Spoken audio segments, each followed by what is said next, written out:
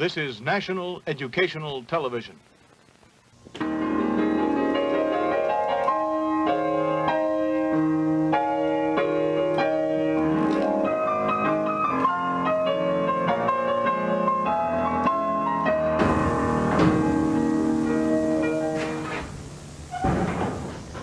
It's a beautiful day on the internet, a beautiful day for a viewer. Would you be mine? Could you be mine? It's a curious day for enthusiasts, an excellent day for a knife guy. Would you be mine? Could you be mine?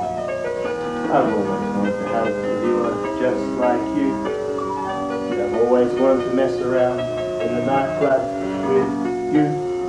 Let's cuddle this abrasive rope, or learn something new, or share something, I hope. Would you be mine? Would you be mine? Would you be my viewer? Won't you please? Won't you please? Please, won't you be my viewer?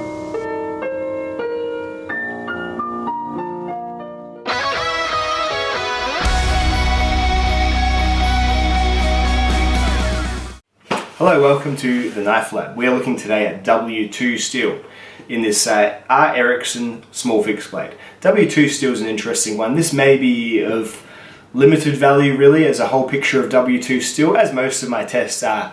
Never get a whole feeling of a whole steel from just one of my tests. Just a bit of a word to the wise, I'm sure. But this one maybe even less so, because W2 seems like a highly variable steel.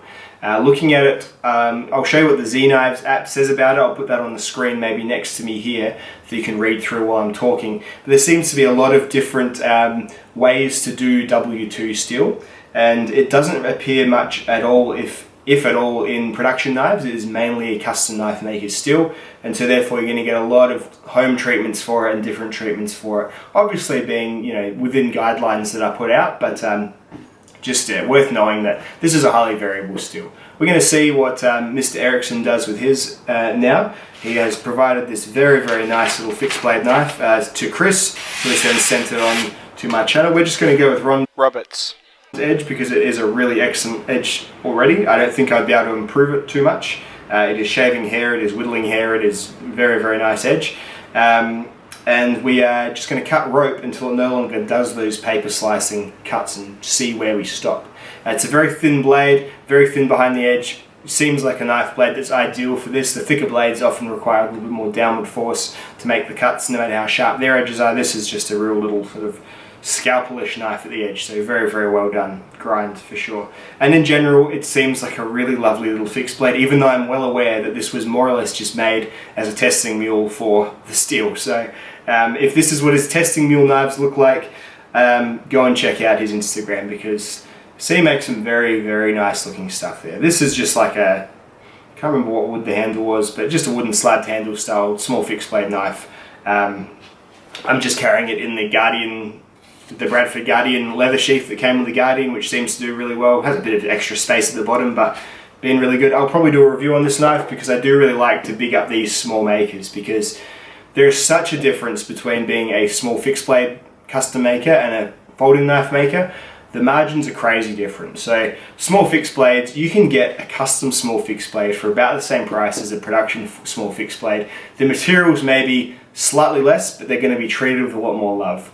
I just really recommend, if you're looking at buying a fixed blade, do some research. Maybe ask on the blade forums who's bought some good small fixed blades again, and you might be able to get some fella on Instagram with 2,000 followers who's just making amazing little knives and selling them at about $300, when you could spend $200 from, Spyderco or someone on a small fixed blade from them. You could probably support a cottage industry, get a tool that's really made with love and really made to fit the hand.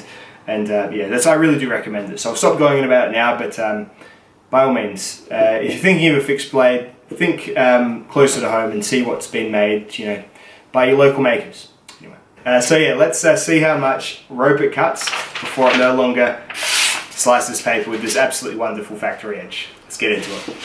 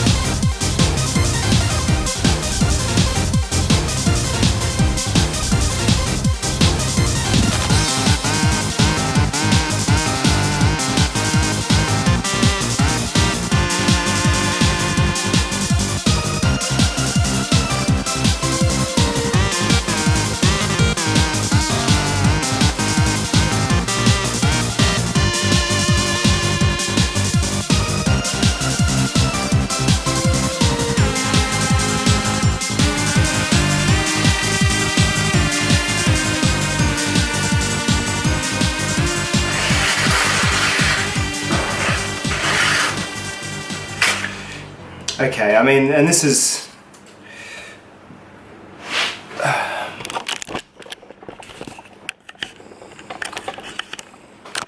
So this is 550 cuts it's done, and it's...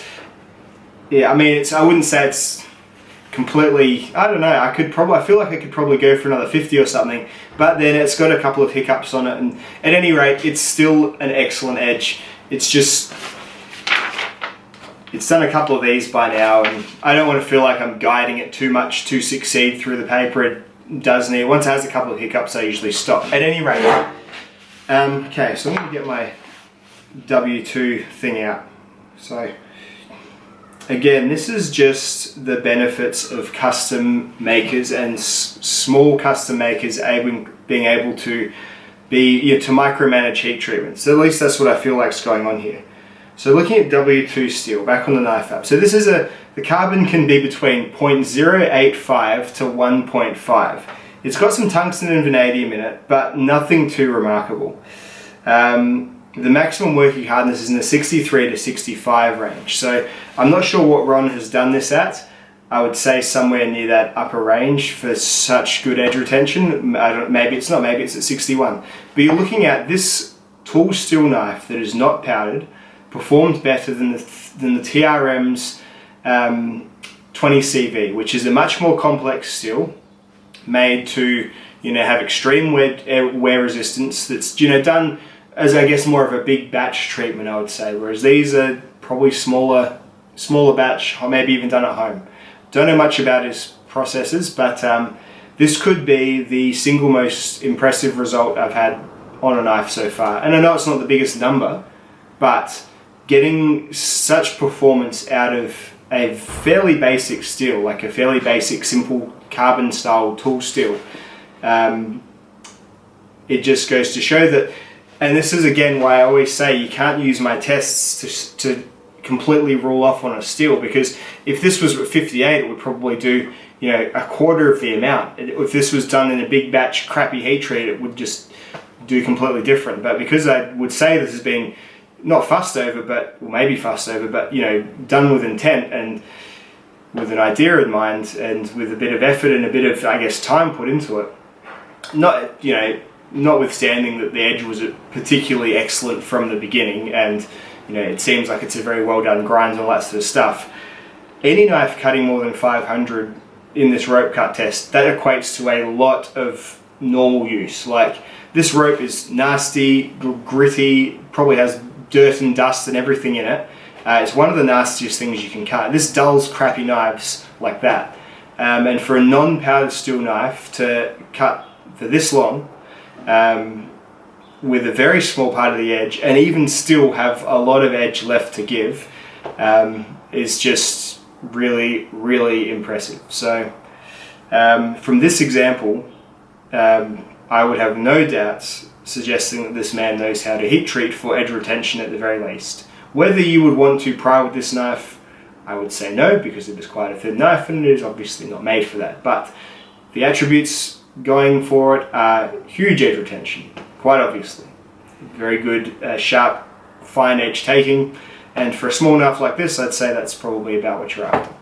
So yeah, that is an incredible result, really. It's a non-powdered steel that's got much further than a lot of powdered steels and a lot of really modern high-tech steels have got. I had Spyderco K390 cut only a little bit more than this, and that's one of the craziest carbide steels you can get. So this is just what all of this is really teaching me, all this Knife Lab stuff, is that, and as frustrating as this is for like a lesson to take home, it's that there really isn't a test, or really isn't a single attribute, not edge resistance, not rope cuts, not how much, not even what the Rockwell is. It's such a combination of things that make a blade good and make a steel sing like excellently within its elements and what its recipe can ever get to. Like, this is probably at the upper end of what you can get those elements to do, at least for edge retention. I'm kind of rambling on now, but it's sort of just a bit of a fresh hot take, and it's just really impressive to get something that is relatively unassuming looking in a steel that is quite common, quite old, and just have it perform so damn well against all this rope. You saw it, it just cut all this rope. It's 550 cuts. It's ridiculous. Like, I don't know, guys. Really happy with this knife, and I think it's just done probably one of the most impressive Knife Lab performances we've had so far. So really good job there, Mr. Erickson. I've never met you and I don't know much about you, but... In fact, I know that I referred to you as Ron erroneously several times during this video, and for that I apologise. You can grind and treat a good steel, a good W2 at any rate.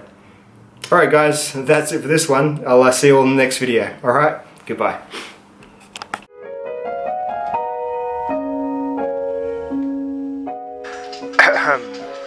Griff, NS, Family Von Banks, Mal, Jason Clark, Chris, Emerson, Lawrence Medina, Patrick Penner, Nathan Spellman, David Strong, Mike, Liam Weston, Chris Haller, William M. Kinsley, Warden Apple, Carl Miller, Michael Moore, Eric Pishem, Oyson O'Brien, Daniel Casement, Greg Malcolm, Antec 7, Zach Probst, Jason Leonard, Zerban, Joshua Goldstein, Richard Noggin, Valerie Harsonsky, Stian Larson, Brandon Montgomery, Brian M, Simon Bruce, Oscar Medina, Advanced Knife Pro, Bjorno, Rudy Pansagrau, Charles Anderson, Fraser Hood, Troy McKee, Drew Estes, Charlie Pettinger, David Richardson, Ryan Holzer, Birdshot 4, Tony Smith, Jeffrey Kynes, Gabe Vigil, Andy Park, Nelson Mooker, Williams, Bruce J. Mack, Patreon, John Ryan Roper, Jason Clark, Florian Schoenbach, Frank Zhang, Paul, Matthew Baker, Joseph Cusa, Colin Herrero, Nicholas Olesik, Robert Chibula, Travis Reed, David Axman, Brett Lindley, Alan Edward Chaplin, Dante, Mickey Kime, Ismail Norton, Carl Watts, Michael Reed, Paul Bell, Tommy Bravo, Suggestion Boy, Lucanos, Tyrion, Brett T, Francesco Cucciarello, Michael P. Shustak, Andrew 555 Gear, Michael Cole, Brad Puishwis, Sam Alpert, Nathan Van Arkel Priest, Ryan Houston, Luigi Di Francesco, Corbett Christensen, Dan Swaney, Prairie Heifer, German Survivor List, Matthias Girth, Lisa Stevens, Bilbo Baggins, Wayne Abramson, John Vanalian, Aaron R. Cameron, Danielle Hara, Brandon Chase, Pierre Munson, Stephen Robertson, Sean Gandy, Bruno Flioff, Ryan Mack, Vinny Nero, Laura Sachs, Jim Hamilton, Sportsman's Guide, Ed Conray, Regular George, Timothy Thomas, Buck Nyan, The Chug Dude, Florian Gary Creeley, and JB Morris. Thank you all, and sorry if I mucked up your name.